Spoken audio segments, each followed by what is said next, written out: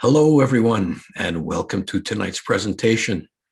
Now, more than ever, it's clear to everybody that you need to take your health into your own hands and maintain strong immune defenses for all the things that will put your well-being at risk.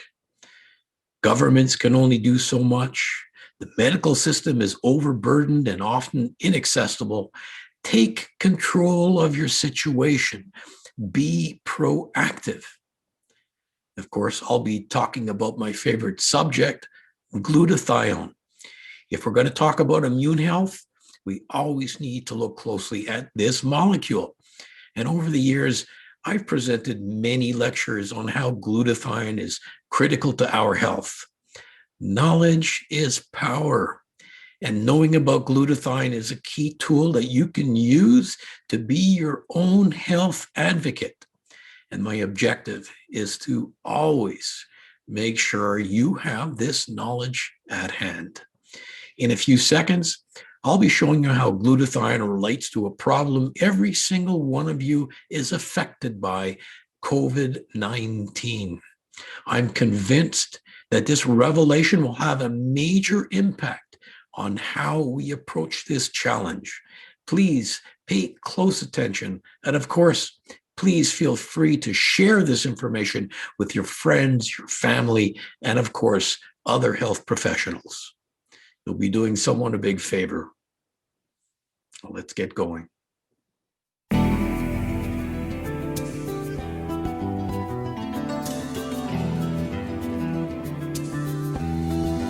Hello, everybody.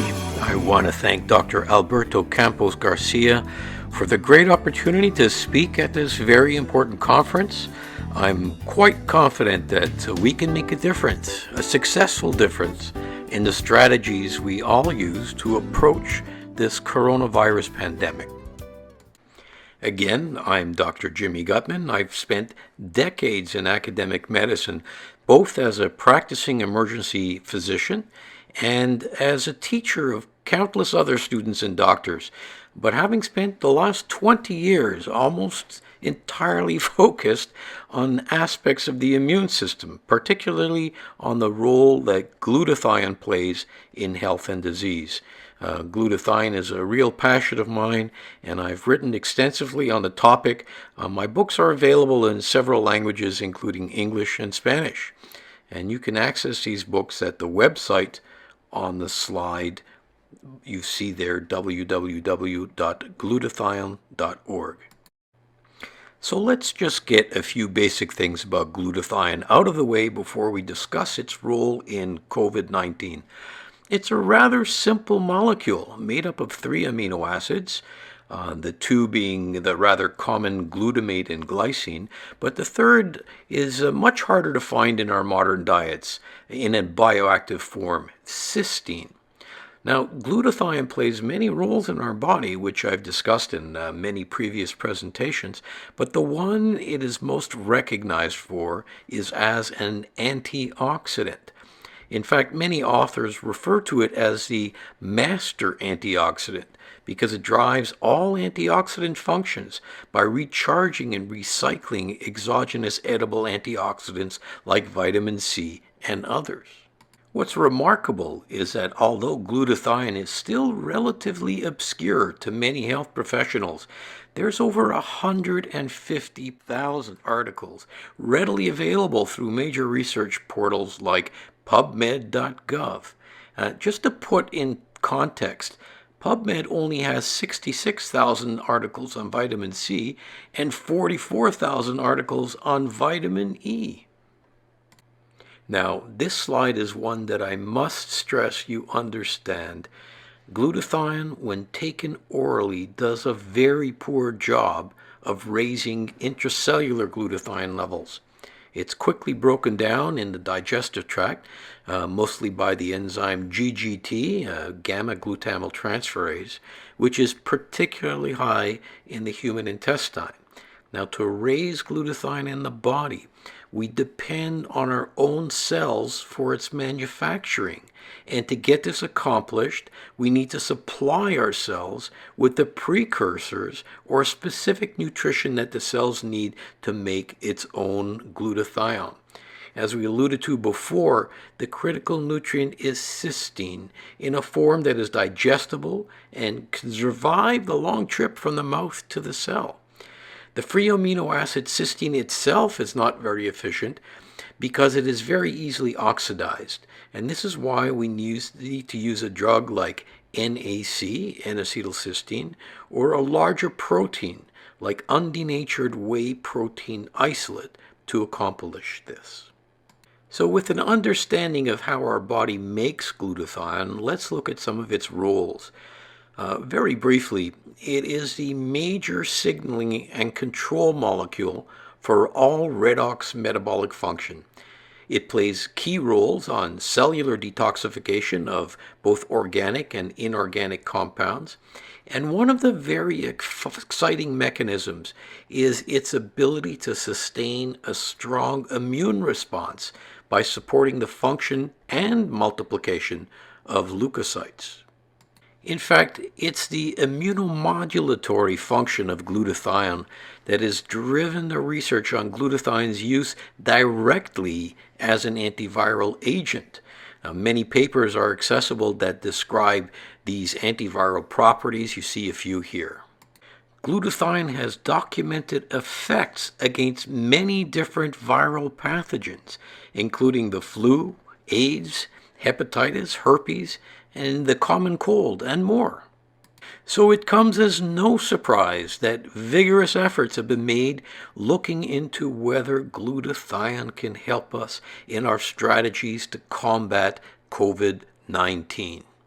I think a good place to start is to examine some of the theoretical considerations that went on before entering into clinical interventions. This paper by the Russian Dr. Alexei Polonnikov was one of the best early reflections on glutathione and COVID-19. He looked at the more serious symptoms of COVID as well as the apparent risk factors for patients to acquire the virus in the first place. This was published in May 2020, so clearly he had to have been working on this argument very early on in the beginnings of the pandemic. We start with a simple timeline of the disease. There's an initial contact with the carrier, and as the virus is allowed to replicate, there's a real danger of life-threatening manifestations such as ARDS, adult respiratory distress syndrome, and potential death. Fortunately, in most people, our innate immune defenses prevent us from reaching these stages.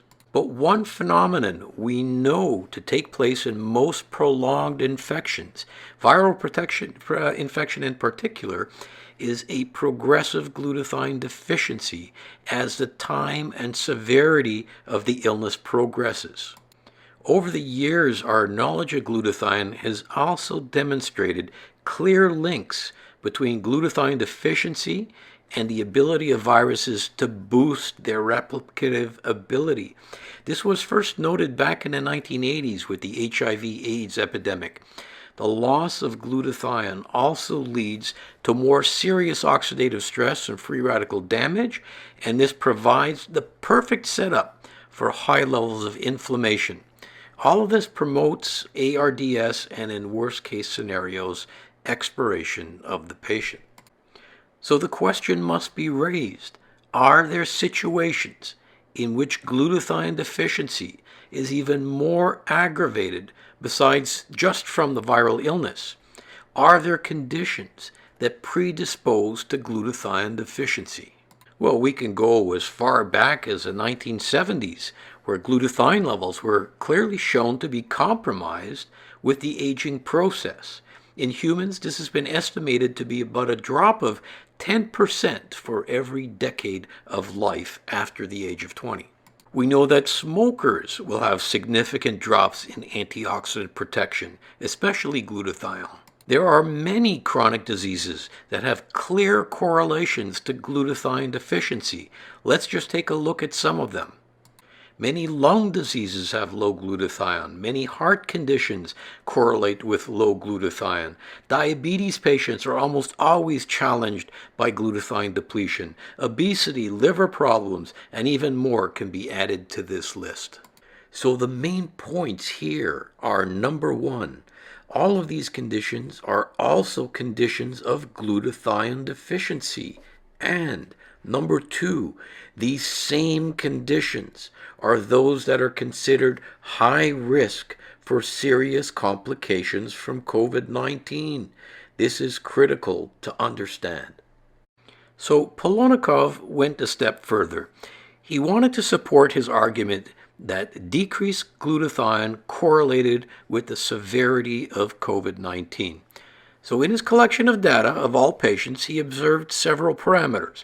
Here are a few patients to make the case: 2 patients with mild disease and 2 patients with severe disease. Severe disease was considered those with pneumonia. And you can see that the ones with severe disease also had a spectrum of other symptoms such as fatigue, shortness of breath, and muscle pain.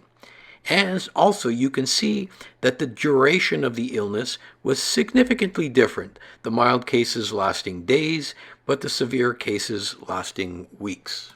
And see here, when glutathione measurements were taken, there were clear differences amongst the mild and severe groups.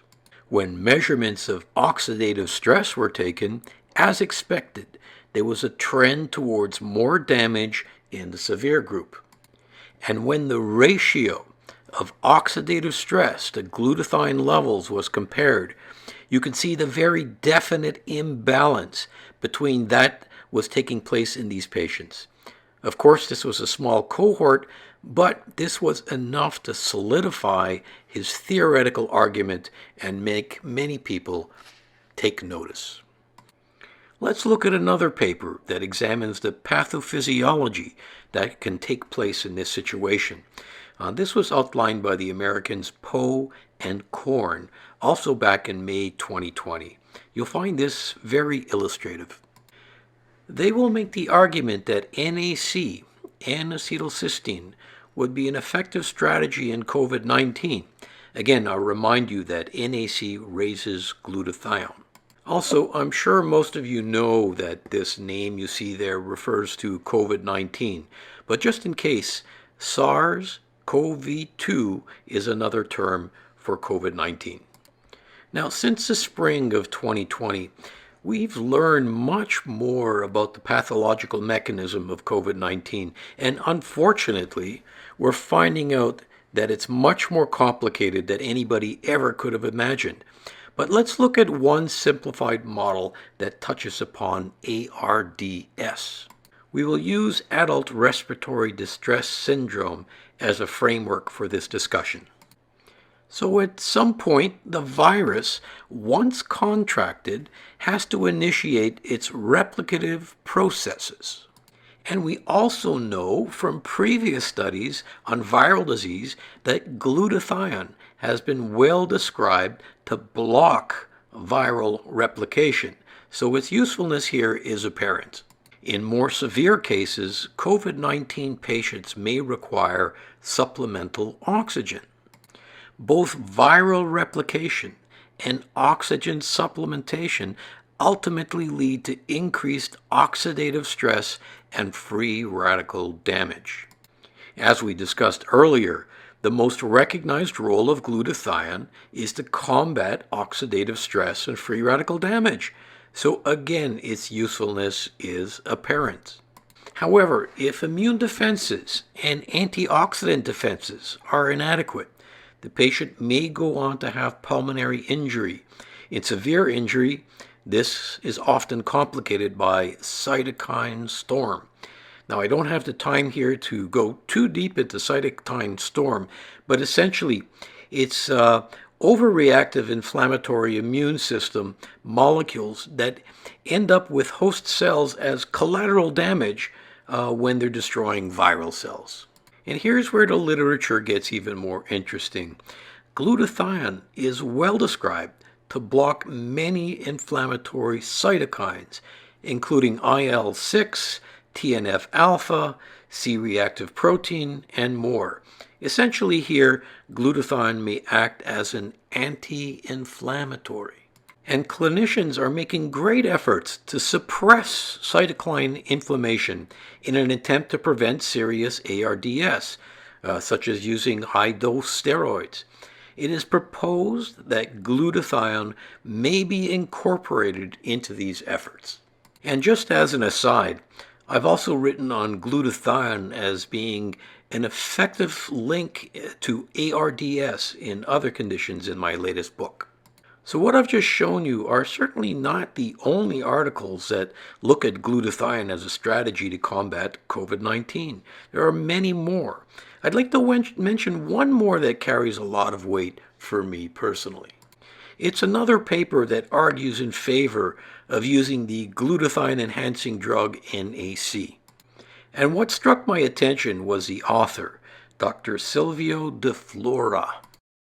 I was quite familiar with Dr. De Flora because of his work on glutathione and the flu, or influenza A. He had published a clinical trial over 20 years ago on using NAC as an intervention in the flu. It was a randomized, double-blind study.